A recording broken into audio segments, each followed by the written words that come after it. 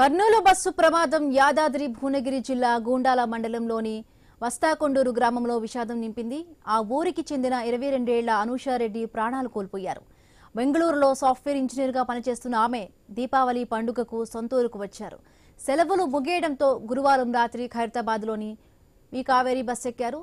అదే తన చివరి ప్రయాణం అవుతుందని ఆ నిమిషం ఎవ్వరూ ఊహించలేదు. బస్సు మంటల్లో ఆమె స్పాట్లోనే చనిపోయారు. అనూష తండ్రి శ్రీనివాసరెడ్డి సామాన్య రైతు. ఆయనకు 2 కుమార్తెలు. చిన్న కుమార్తె అకాల మరణ వార్త తెలియగానే కుటుంబ సభ్యులు కుప్పకూలిపోయారు.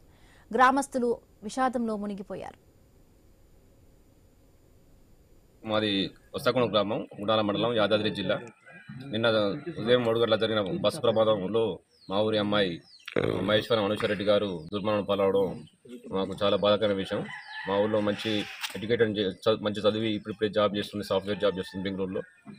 తండ్రికి చెదురు బాధడుగా ఉండే వ్యక్తులు, వాళ్ళ పిల్లలు మంచి వ్యక్తులు ఇట్లా ఇంకొకటి చనిపోవడం మాకు మా గ్రామంలో చాలా బాధతో ఈ విషయం మేము వ్యక్తం చేస్తున్నాం. నా పేరు నాగరాజ్ సార్. ఇంటి పక్కనే ఉంటాం. చిన్న పిల్లలు అంటే బాగా ఇష్టం అమ్మాయికి. మా కొడుకు అంటే బాగా ఇష్టం. ఏదన్నా ఆంచి తెచ్చినా ఏదన్నా ఉన్నా ఇచ్చేది. బాగా మంచిగా ఉండేది. మా చిన్నోనితో మంచిగా ఉండేది.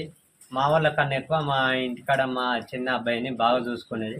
నిన్న వెళ్తున్నప్పుడు కూడా మా వాడిని ఆడిదాకా నడిపించుకుంటూ వెళ్ళింది.